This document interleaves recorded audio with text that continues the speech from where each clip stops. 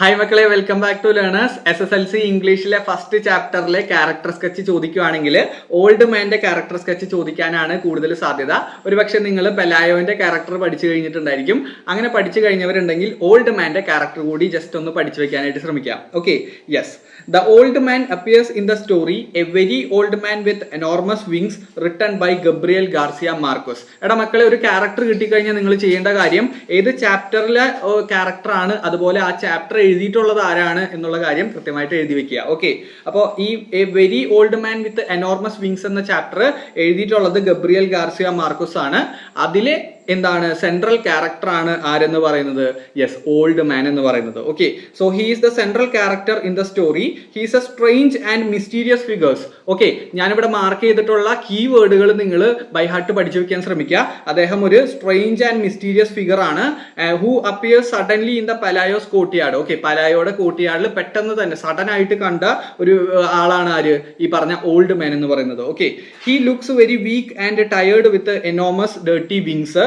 His body is old and frail and has very little hairs and few teeth. അതിൽ ഡിസ്ക്രിപ്ഷനും കാര്യങ്ങളൊക്കെ പറയുന്നുണ്ട് അല്ലെ, ഈ പറഞ്ഞ ഓൾഡ് മാനെ കുറിച്ചിട്ട് അല്ലെ. ഒരു 5-6 മുടികളൊക്കെ ഉണ്ടെന്ന് പറയുന്നുണ്ട് അല്ലെ. വെരി ലെസ് എന്താണ് ഹെയേഴ്സ് ആണ്, വെരി ലിറ്റിൽ ഹെയേഴ്സ് ആണെന്നൊക്കെ പറയുന്നുണ്ട്. അപ്പോൾ ആ പോയിന്റുകളെല്ലാം നിങ്ങൾ കൃത്യമായിട്ട് നിങ്ങളുടെ ക്യാരക്ടർ സ്കെച്ചിൽ ഇൻക്ലൂഡ് ചെയ്യണം. And he is dressed like A poor man. At first people കാണ്ട് understand who or what he is. Okay, ആദ്യമേ വ്യക്തികൾക്ക് അല്ലെങ്കിൽ പീപ്പിൾസിന് എന്ത് ചെയ്യാൻ പറ്റിയില്ല, അദ്ദേഹം ആരാണെന്ന് തിരിച്ചറിയാനായിട്ട് സാധിച്ചില്ല. They try to speak to him. The man speak in a incomprehensible dialect. The villagers thought he was a castaway from the shipwreck. Okay, ഷിപ്രക്കിൽ നിന്ന് വന്നിട്ടുള്ള ഒരു കാസ്റ്റവേ ആണെന്നാണ് അവരെന്ത് ചെയ്തത്? യെസ്, വിചാരിച്ചത്, അവിടുത്തെ പീപ്പിൾസ് വിചാരിച്ചത്. However in the neighbour informed that the man was an angel.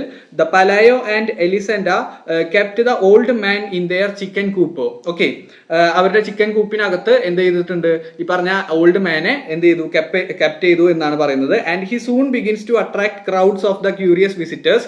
The old man continues to stay with them in the chicken coop for several years as the little boy grows older.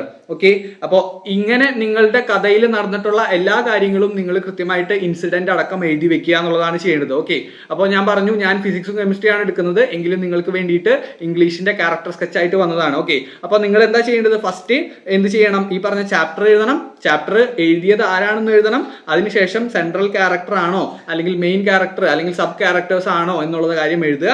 അതിനുശേഷം ഈ പറഞ്ഞ character വരുന്ന ഇൻസിഡന്റുകൾ കൃത്യമായിട്ട് mention ചെയ്യുക. അതിനുശേഷം ഏറ്റവും last നിങ്ങൾ ചെയ്യേണ്ടത് ഈ ഒരു ക്യാരക്ടറിലൂടെ നമുക്ക് സൊസൈറ്റിയിലേക്ക് എന്തെങ്കിലും മെസ്സേജ് കൺവേ ചെയ്യാനുണ്ടോ, അല്ലെങ്കിൽ ആ ക്യാരക്ടർ എന്തെങ്കിലും മെസ്സേജ് പറയുന്നുണ്ടോ എന്നുള്ള കാര്യമാണ് ചെയ്യേണ്ടത്. ഓക്കെ, അത് നിങ്ങൾക്ക് ഇവിടെ വായിക്കാവുന്നതാണ് character sketch. Okay, even though he suffers a lot, he never complains, he is very patient and quiet, he doesn't get angry. Okay, അദ്ദേഹത്തിന് ദേഷ്യം അധികം വരില്ല.